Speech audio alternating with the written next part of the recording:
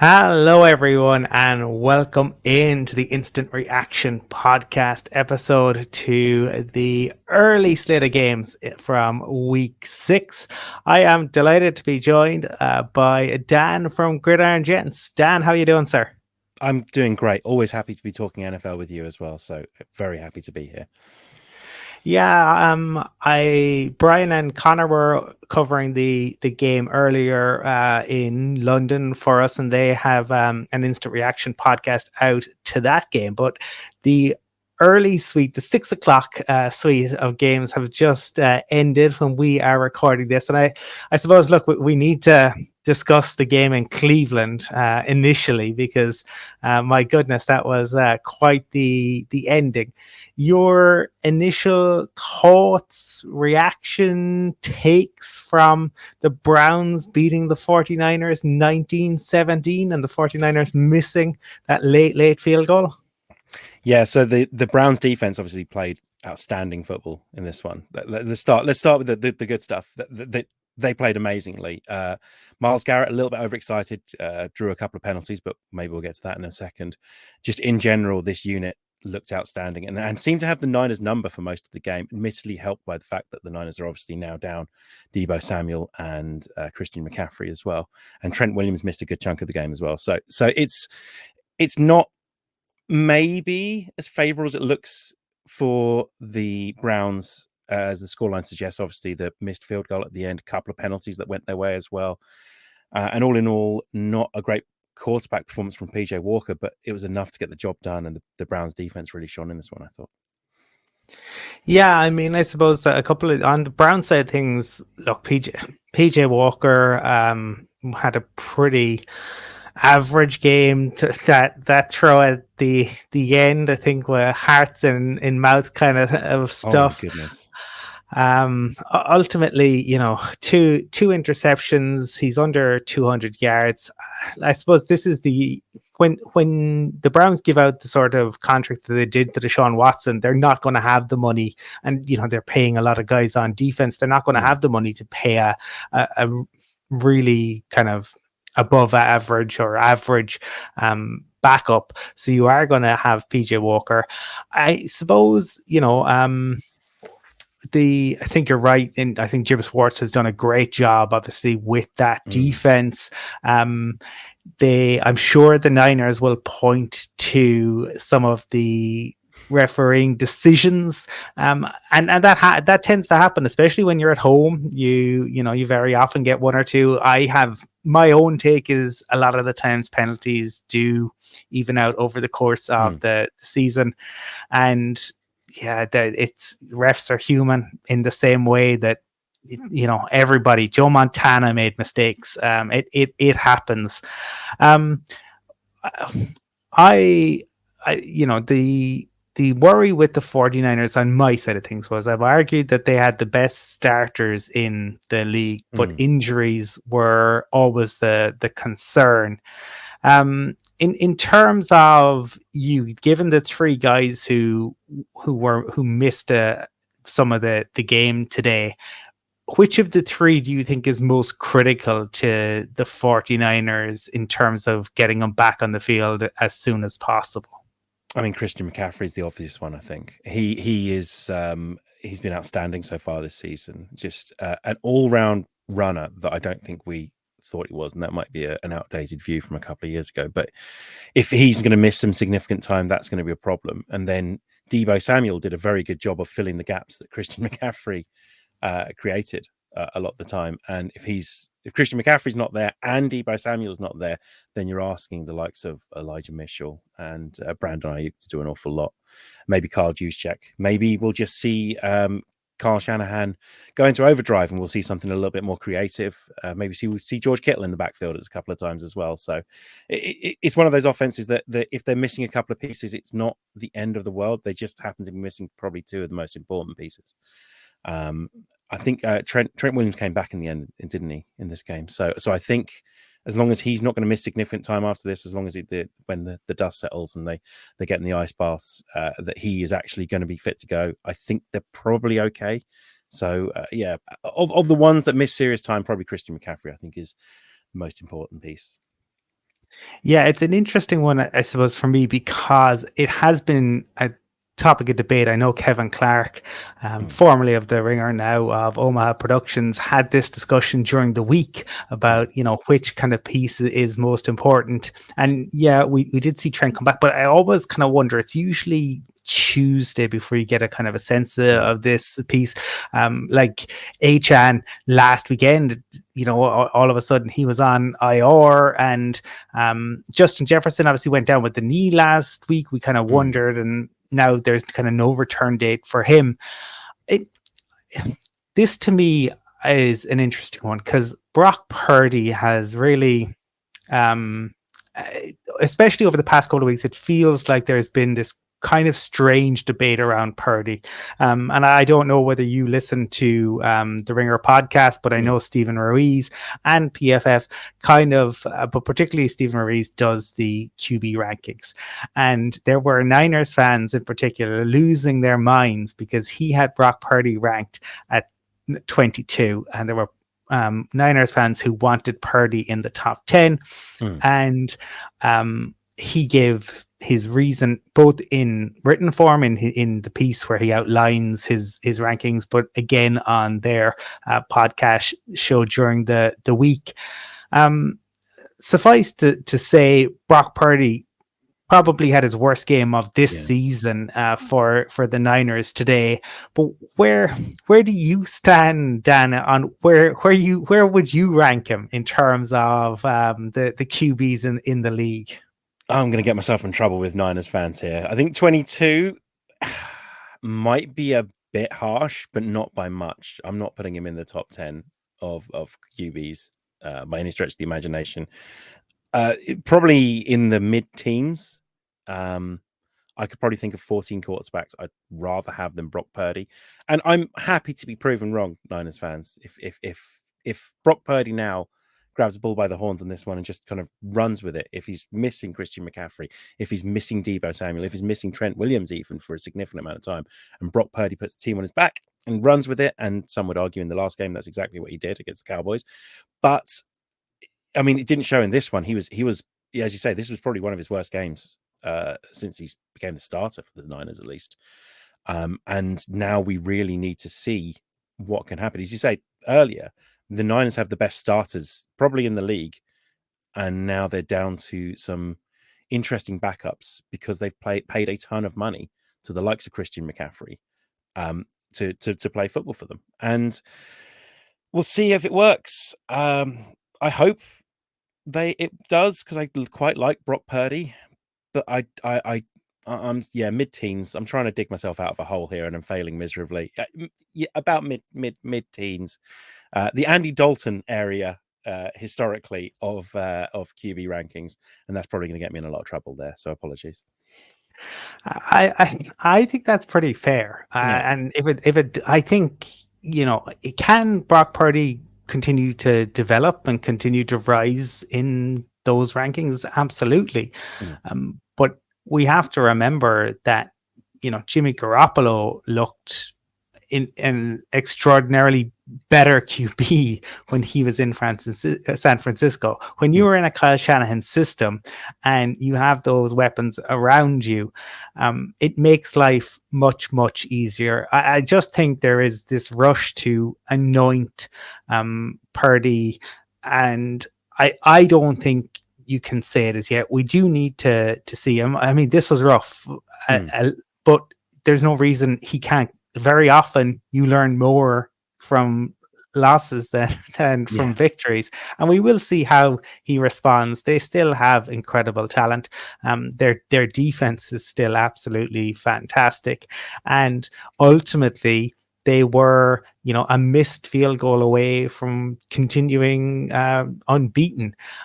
I will point out again, I don't think PJ Walker is a starter in the league. So I think that you do have to factor in. They will leave disappointed, but it wasn't in the best of conditions, and they were up against a stout Browns defense. It will be interesting to see, I suppose, they kind of have a maybe they'll feel a get right game against the Vikings. Although the Vikings got a win today. Are the Vikings capable of playing a normal game, Dan? No, they're not. The Vikings are an odd team. I say this as if anyone knows, I'm a huge Chicago Bears fan. The Vikings are an odd team that will grind games out and win them in unusual manners, and that's pretty much what they did here as well. They had a decent defensive performance this week, which I thought was good to see. They've been up and down on defense. They've always been entertaining on defense. Daniil Hunter had a reasonable game in this one as well, and admittedly, they will be aided by the fact that Tyson Bagent was playing quarterback for the Chicago Bears rather than Justin Fields, although arguably he played better than Justin Fields. So it remains to be seen what happens in the future. I think Justin Fields is probably going to miss some time with a right wrist injury.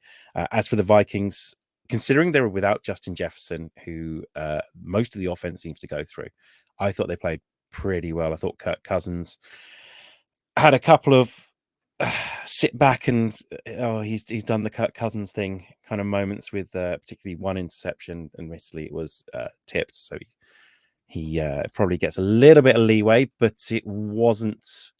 It was just an odd game. They're always odd games. They're always one-score games, and the Vikings will consistently eke their way to be the third best team in the NFC North, which is pretty much where they deserve to be right now. So.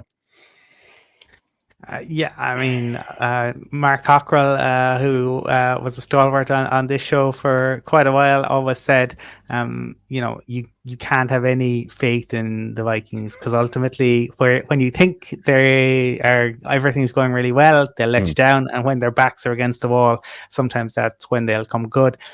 On the Bears side of things, yeah. It looks like the Bears are, very likely to end up with, one of the top two picks, if not potentially both of the top two picks.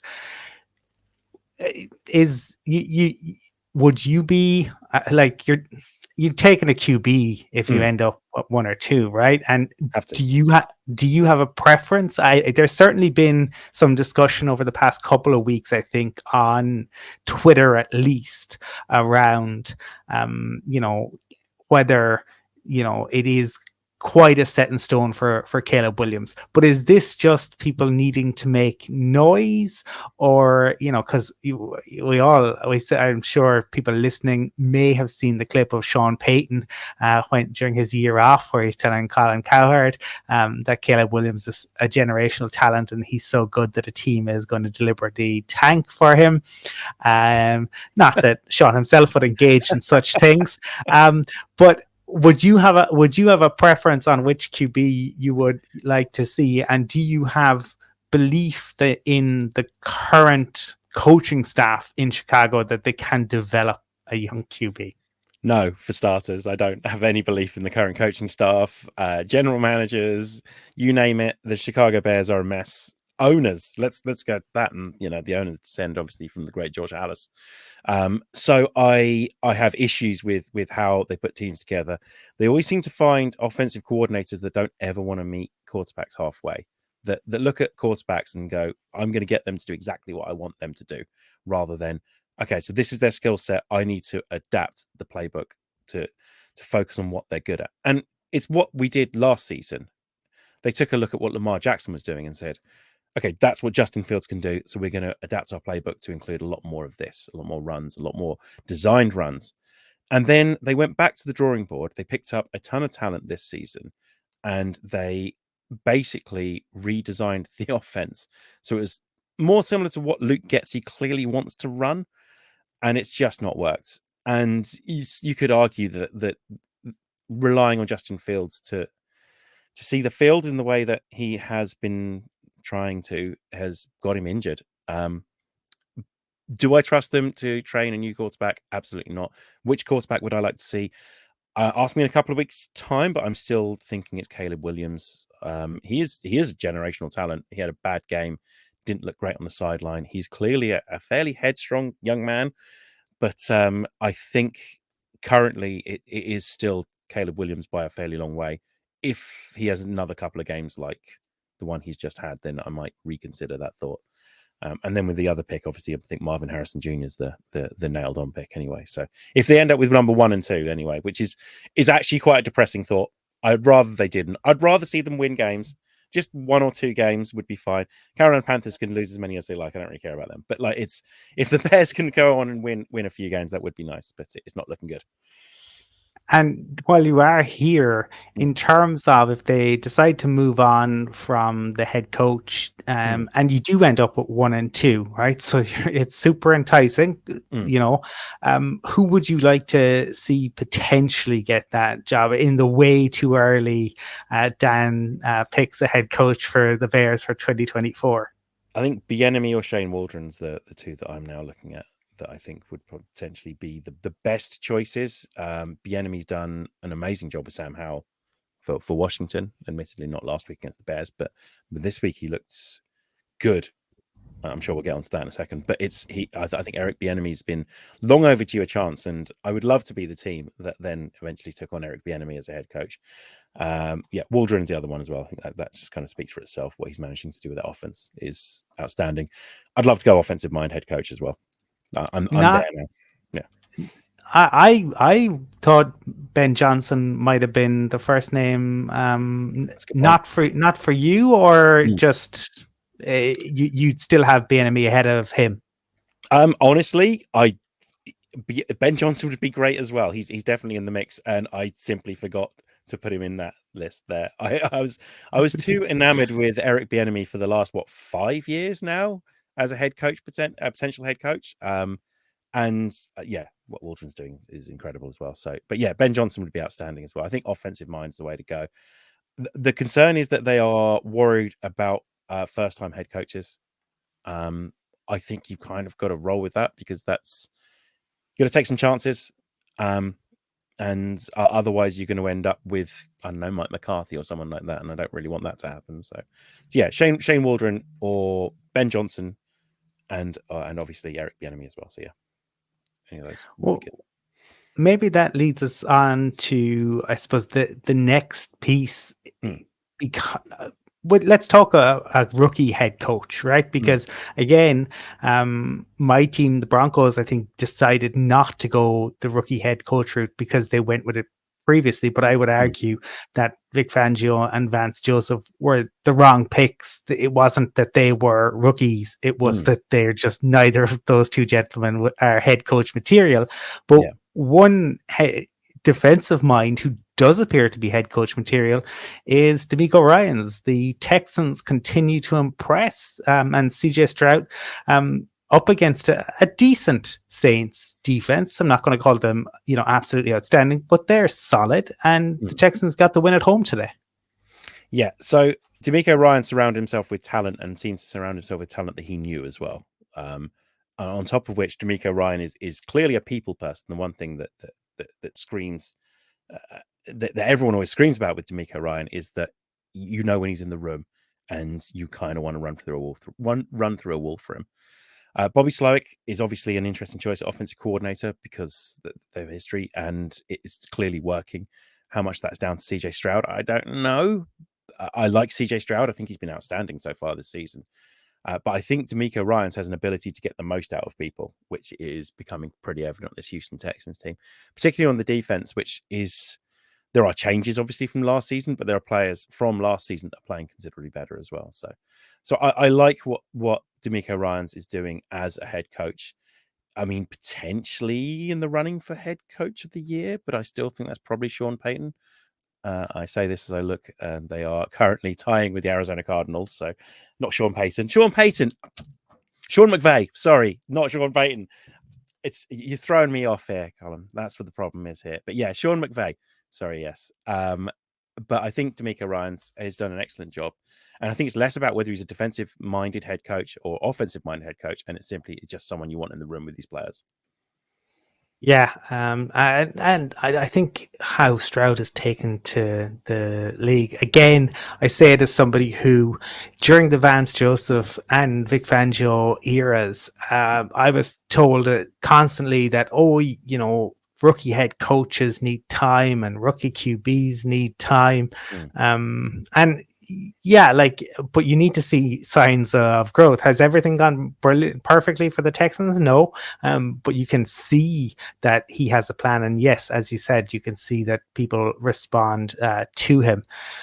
In moving on, I suppose, to talk a little bit about the Panthers more than the Dolphins, because I don't think anyone is surprised by this result.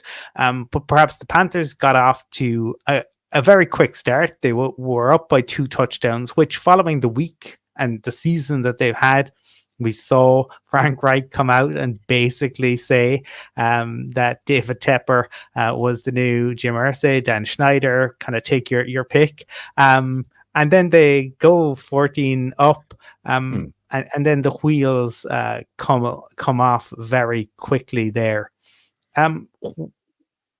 Are you surprised that the Panthers are 0-6 and that Bryce Young has struggled to really have any sort of impact thus far? So Bryce Young, yeah, I'm probably a little bit shocked he's not been a little bit better, but the protection's not really been there, and the weapons aren't really there. And today was the first day that he feels like he's hitting Thielen like consistently, which I think he needs to rely on quite heavily to survive in the league, if I'm honest with you. There are obviously the issues considered with Bryce Young's height, and I think it's overrated, but I would like it to see him protect himself a little bit more. He takes a long time to throw a ball, which is something I'm used to, obviously, with Justin Fields. I'm surprised they're 0-6. I thought they were better than that, but I did think it would be a bit of a struggle. The talent isn't really there still on offense. They could probably do with a first-round pick next year, which they don't really have, especially if they're going to continue to lose games as well. I'm sure they would love that. The offense just doesn't seem to be clicking, but it seems to improve every week. Tommy Tremble has been consistently someone that Bryce Young can rely on. He only had a couple of catches in this one, but they were important catches. As I say, Adam Thielen's his number one receiver, and he's really got to start hitting him. And it's just, if Adam Thielen's your number one receiver, like current Adam Thielen, then you've probably run out of talent a little bit. And Chuba Hubbard's your running back as well, so that's a little bit concerning as well. Yeah, talent poor. Yeah, the concern, and I'm interested, but in your take again. For they gave their pick next year's first round to the Bears. Should the Panthers have any concern, or can they ignore the noise? Right? I suppose maybe they should ignore the noise, but can an NFL franchise ignore the noise that if the Bears end up with picks 1 and 2, or at least the number 1 pick, and that is potentially the result of the Panthers themselves, if it were to be the Panthers giving up the number 1 pick, and then the Bears take Caleb Williams, and as a result, that we have Bryce Young and Caleb Williams compared to each other forever.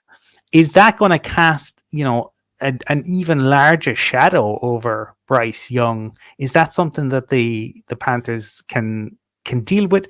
And as a result, should they be looking to bring in you talked about the talent deficit? Should they be looking to bring in, some wide receivers before the trade deadline, so at least they can get some wins? So at least it isn't their pick that the Bears are using to take Caleb Williams. You'd have thought that would be a concern, wouldn't you? That they can't keep losing games. That this is not a team that is tanking because they don't have the number 1 overall pick. Assuming they continue to lose, that is. They need to win some games. You thought before the trade deadline they would be looking at bringing at least someone in, like a burner, like a bit like, this is a really bad example, but we're going to go with it anyway. A bit like when the Bears brought Chase Claypool in last season, but with an actual receiver that isn't going to be compared to a vending machine at one point. So I think if they can have a look around. There are teams that are probably looking at shedding some talent because it's looking like they're not going to do particularly well this year. unsettled receivers that teams can't afford anymore. You'd have thought they would consider bringing someone in because they need some quick wins. They don't need to make the playoffs. They just need to not end up with 0 wins this season. And you would hope that they're looking around because there is really no point in just staying this talent poor. You do also wonder whether it's now time to start considering, do you get rid of Brian Burns in favor of like another receiver? I mean, is that just admitting that the DJ Moore trade is actually a terrible idea as well? If you end up having to get rid of your premium pass rusher in favor of a receiver to try and just help out your young quarterback that is struggling at the moment and looks downfield and can't see anyone open except for ex-Jags wide receivers that the Jags deemed weren't good enough for them. It's concerning. If they do that, then you've got to wonder about ownership. So and an owner who we're told repeatedly is impatient. So look, we will see. Moving on to a team who got a win, and they needed to get the win, the Bengals. But a strange game in that the Bengals struggled offensively, particularly in the second half. But ultimately, the Seahawks couldn't take advantage. 5 red zone trips for the Seahawks, 10 points. What did you make of this one, Dan? I thought there was a return of the Bengals defense. I thought this was the first game where I've looked at the Bengals defense. That's the one I remember from last season and the season before as well. I think they had an outstanding game. They took advantage of weaknesses in the interior of the Seahawks offensive line. A lot of stunts. So you saw the like Sam Hubbard like pushing inside. And they made a ton of plays, a lot of tackles for losses, a lot of blitzing as well. I would love to see the percentage. Also, Cam Taylor-Britt having an outstanding game in this one. And this was the first game where it just really felt like the Bengals defense was coming together this season. And it's, we've seen them in the past, and it just seems to take them a while to get going. I don't know what it is about Lou Anarumo, but towards the end of the season, he just seems to look like a genius. And at the beginning of the season, seems to look pretty average. But he's getting it together now. And I'm a huge Lou Anarumo fan. I want to stress that. And the defensive line looks outstanding. I think they took the bull by the horns. Geno Smith seemed to be on his back more than he was on his feet for most of the second half of this game. And just stifling in the red zone. Just couldn't get anything. The Seahawks couldn't get anything done. So yeah, but they look really good. To move then to say the Falcons and the Commanders. Should Arthur Smith do something at QB, and will Arthur Smith do anything at QB? I think he probably should. I don't know whether Taylor Heinicke is the answer, but I'd love to see him try. Desmond Ridder has some serious problems with crossing routes. Anything across the middle is just a no-go for him. He cannot see safeties. He cannot see linebackers, and it's a massive problem. And it just gets more congested when he gets to the red zone as well. So, like, he cannot see plays developing. He cannot anticipate throws. That seems to be the biggest problem with Ridder. And as a result, he gets to the red zone, everything's muddy, and he's just looking for an open player, and there never is one. I do wonder whether Taylor Heinicke is going to be the better option here, or whether you just stop trying to throw the ball when you get to the red zone and just try running it. You've got Tyler Algier, who looked very good in this one, and Bijan Robinson. And Cordero Patterson looks like he's on his way out. They've mentioned that a couple of times. And maybe you have a look at some of the backups. Maybe see if you can get a decent trade there, get rid of Cordero Patterson for maybe a backup quarterback that just doesn't have to have an arm on him, just has to be able to see the field and see anticipatory throws. And that just isn't Desmond Ridder. Should they consider, given the level of talent that they have, the fact that the division that they're in is not super strong, and outside of, say, the Niners and the Eagles, the conference isn't, fantastically strong either. Should they consider making an offer for a Kirk Cousins. Whether Cousins want to go there, I don't know. Or, potentially, a team with a really poor record who's probably about to have a fire sale and could offer a fringe Hall of Fame QB at a discount. Yes, maybe that's the way to go. Definitely, I'd start making phone calls, and I do wonder whether at some point you even phone the Chicago Bears, and assuming Justin Fields' wrist isn't too bad, and go, we could have a dynamic quarterback that adds something to the run game as well. And literally all we're asking him to do is make one read and then run. If you can do that, then I think maybe Bears are a pretty good option. Kirk Cousins is not a bad shout as well, I think. And yes, there are probably teams that are looking to have a fire sale with fringe Hall of Fame QBs. I don't know who you could possibly be talking about there. And it's probably worth at least giving it a go. Like the Panthers are all in this, not Panthers. The Falcons are all in this year. They've stated that. They've made plays to bring in players, and they are saying, we are in, we want to give this a go. Desmond Ridder's not going to be the guy that's going to get them there, though. Yeah, I mean, I'm probably being a little facetious with the Russ stuff, but I will say at the same time that I imagine if a team is willing to take on Russell Wilson's contract, I think the Broncos, I don't think it would take a haul. I think the Broncos would be willing to cut and run. And I looked this up. The Falcons, in terms of the salary cap, not a huge amount this year, so the Broncos would have to eat it, but I think the Broncos probably be prepared to eat it this year. But in terms of cap space, they have almost 50 million next year, 120 in 2025, and 225 million in 2026. So they're probably one of the few teams who could potentially take on, Russell Wilson's contract, and it might just be better for everyone. But that's probably also, me wishing and hoping rather than anything that's likely to happen. In terms, I suppose, this is probably a double-edged one. Was there anything, that did catch your eye from the Jags Colts game? I am, and I'm known as being a bit of a jinx here, so I apologize, Jags fans, but I'm kind of all in on Trevor Lawrence now. Like, I know that's like a fairly obvious statement. Trevor Lawrence, there was a big thing going around today about top 5 AFC quarterbacks, and Trevor Lawrence made mine, and I wasn't sure about it, and today kind of cemented that. I think in terms of young quarterbacks, there are few that see the field better than Trevor Lawrence. It wasn't maybe his best performance, but it was good enough. His relationship with Christian Kirk is going to win them games, like a lot of games. And that's now looking like a brilliant pickup. Whereas a couple of years ago, it was looking like, I can't believe they played Christian Kirk that much.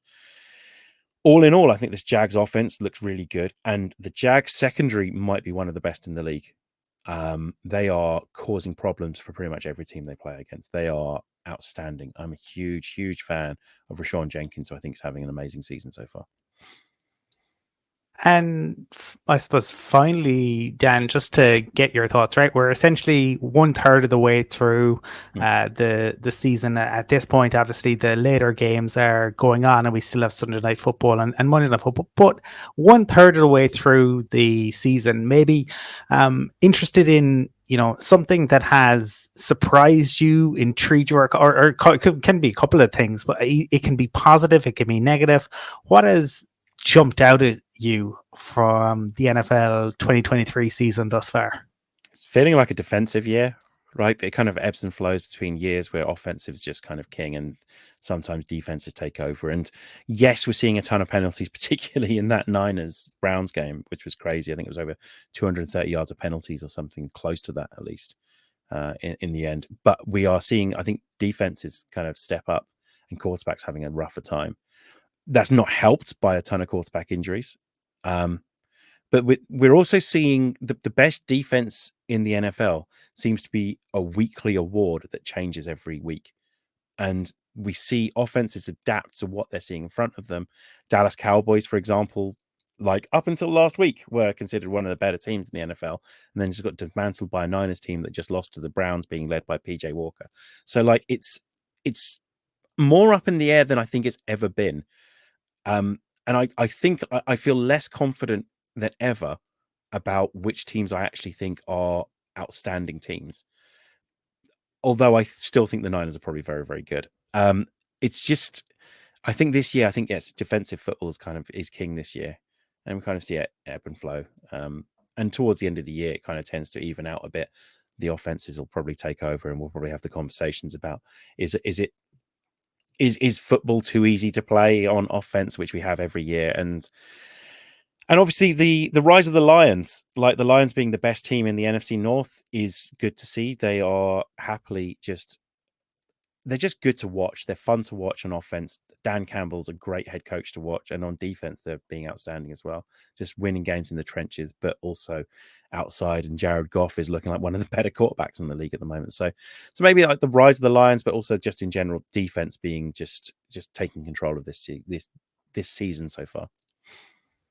Yeah, it's certainly going to be interesting to see how it plays out the rest of the way. And I think perhaps, there's still a long way to go. But depending on how the NFC potentially plays out, it could mean teams look at, I suppose one of two things, right? The Chiefs are, I believe, going to be there or thereabouts once you have Andy Reid and Patch Pumps. But I think on the NFC side of things, there's almost two different philosophies, right? You got Kyle Shanahan and the 49ers and this incredible group of starters, and they are phenomenal and they can beat you in different ways and they're great on both sides of the ball. And then you've got the Eagles, who are probably I'm a big fan of Jalen Hurts. Talked about that. I really like what the Eagles do, but I think Howie has done an amazing job in terms of having backups and pieces in place and trying to mitigate against injury. And I think that will be interesting to see how that goes as we go through the season, because if Christian McCaffrey is out for a significant period of time, I think that will be a huge blow to the Niners. I think he unlocks so many things for them. And I don't know if the Eagles, QB is different because, anybody losing your starter, it's going to have an enormous impact. But I don't know if the Eagles have anybody outside of Jalen Hurts who you would say if they went down, that would be it. Maybe Jason Kelce is possibly the second most important because of what he can do. But I just think that almost philosophically they are kind of diametrically opposed on that. So I'm interested to see how that plays out. Dan, it's been great having you on. Hopefully we can do this again in the not too distant future. For people who are checking this out, where can they find more of your stuff? Okay, so at Gridiron Gents on Twitter is probably, or X is probably the best place to find us. But while you're there, what I would suggest is head to the bio. There's in the pinned tweets. Sorry, not the bio, pinned tweets. You'll find the link to our Discord, and that's where we tend to have the more in-depth conversations about the NFL with a group of people that just want to talk American football, and it's a lot of fun. So I suggest come join the Discord. It's been a lot of fun so far. But Twitter's the main one. So yeah, X at Gridiron Gents. Perfect. Yes, definitely check out Gridiron Gents. A lot of fun. And Dan, thank you again for chatting to me today.